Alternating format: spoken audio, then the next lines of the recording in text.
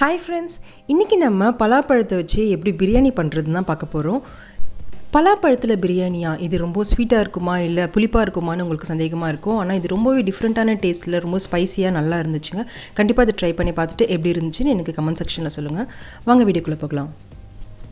இதுக்கு நான் முதல்ல ஒரு 20 பீஸ்க்கு பலாப்பழம் எடுத்துக்கிட்டேன். இது மீடியமான டேஸ்ட்ல இருந்துச்சு. முதல்ல ஒரு கடாயில 1/2 கப் அளவுக்கு எண்ணெய் எடுத்துக்கிறேன். இதில் நம்ம பலாப்பழத்தை சேர்த்து இது நல்லா ஒரு 2 நிமிஷத்துக்கு ஹை ஃப்ளேமில் வச்சு வதக்கிக்கலாம். இதே எண்ணெயை நம்ம பிரியாணி சேர்த்துக்கும் யூஸ் பண்ணிக்கலாம், ஸோ வேஸ்ட் ஆகாது. 2 நிமிஷம் கழித்து நல்லா பலாப்பழம் வெந்து வந்திருக்கு பாருங்கள். இப்போ இது நல்லா வடிகட்டி ஒரு பக்கமாக எடுத்து வச்சிடலாம். இப்போ அடுத்ததாக நம்ம மசாலா அரைச்சிக்கலாம். 1/2 ஸ்பூன் அளவுக்கு மிளகு, 1/2 ஸ்பூன் சீரகம், 3 ஏலக்காய், 1 ஸ்டார் அனீஸ், 2 பட்டை, 4 கிராம்பு இது சேர்த்து ஒரு நிமிஷத்துக்கு நல்ல மிதமான தீயில வச்சு வறுத்து எடுத்துக்கலாம். இந்த மசாலா தீய விடாமல் பார்த்துக்கோங்க. இப்போ இது நல்லா ஆற வச்சுட்டு 2 டேபிள் ஸ்பூன் அளவுக்கு மட்டும் தண்ணி சேர்த்து நல்லா பேஸ்ட்டாக அரைச்சி எடுத்து வச்சுக்கலாம். அடுத்ததாக பலாப்பழம் வறுத்த அதே எண்ணெயை ஒரு குக்கரில் சேர்த்துக்கிறேன். 1 பட்டை, 1 ஸ்டார் அனீஸ், 2 ஏலக்காய், 3 லவங்கம். இப்போ இது கூட 3 வெங்காயத்தை நல்ல நீல வாக்கில் மெல்லிசாக நறுக்கி அதையும் சேர்த்துக்கலாம். இப்போ இது நல்லா வதக்கிக்கலாம். வெங்காயம் நல்லா வதங்கி வரணும். நல்லா ஹை ஃப்ளேமில் வச்சு வதக்கிக்கோங்க. அடுத்ததாக இது கூட 2 பச்சை மிளகாய் சேர்த்துக்கிறேன். ஒரு கைப்பிடி அளவுக்கு புதினா தழையும், ஒரு கைப்பிடி அளவுக்கு கொத்தமல்லி தழையும் சேர்த்துக்கலாம். இது நல்லா கலந்து விட்டுக்கோங்க.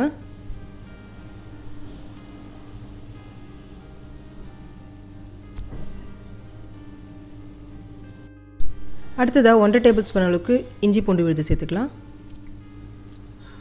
இதை நல்லா கலந்து விட்டுக்கலாம். ஸ்டவ் மீடியம் ஃப்ளேமில் வச்சு யூஸ் பண்ணுங்கள். அடுத்தது இது கூட 3 தக்காளியை நல்லா நறுக்கி அதையும் சேர்த்துக்கோங்க. இது கூடவே 2 டேபிள் ஸ்பூன் அளவுக்கு லெமன் ஜூஸ், 100 ml அளவுக்கு ஃப்ரெஷ்ஷான கர்டு, புளிப்பு இல்லாமல் ஃப்ரெஷ்ஷான கர்டு சேர்த்துக்கோங்க. இப்போ இது நல்லா கலந்து விட்டுக்கலாம்.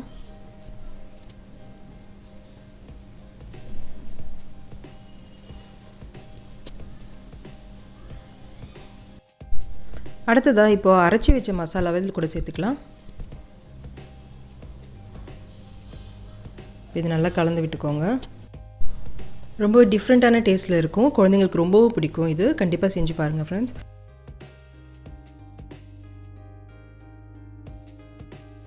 இப்போ இந்த ரெசிபிக்கு தேவையான அளவுக்கு உப்பு சேர்த்துக்கலாம். 1 டேபிள் ஸ்பூன் அளவுக்கு மிளகாய் தூள் சேர்த்துக்கிறேன். உங்களுக்கு காரம் கம்மியாக வேணும்னு இன்னும் கொஞ்சம் கம்மியாகவே சேர்த்துக்கோங்க. ஏன்னா நம்ம அரைச்ச மசாலாவும் சேர்த்துருக்கோம், அதனால் கொஞ்சம் ஸ்பைஸியாக இருக்கும். இப்போ இது ஒரு நிமிஷத்துக்கு நல்லா வேக வச்சுக்கலாம். மசாலாவோட பச்சை வாசனையெல்லாம் போகிற அளவுக்கு இது ஒரு 2 நிமிஷத்துக்கு வேக வைங்க. இப்போ அடுத்ததாக நம்ம வறுத்து வச்ச பலாப்பழத்தை சேர்த்துக்கலாம். இப்போ இது லேசாக கலந்து விட்டுக்கோங்க. மசாலாவோட பச்சை வாசனைலாம் போய் நல்ல மசாலா வெந்து வந்திருக்கு பாருங்கள்.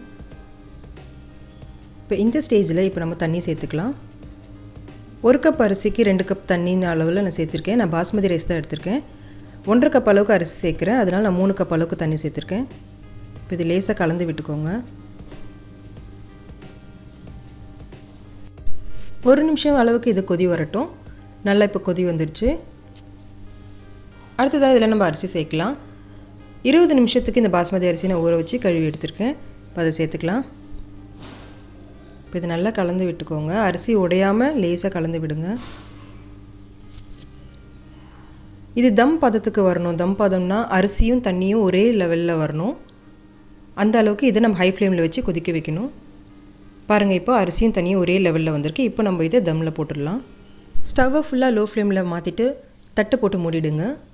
இது மேலே வெயிட் வச்சிடலாம். 15 மினிட்ஸ்க்கு லோ ஃப்ளேம்லேயே இருக்கட்டும். 15 மினிட்ஸ் கழித்து பார்க்கலாம்.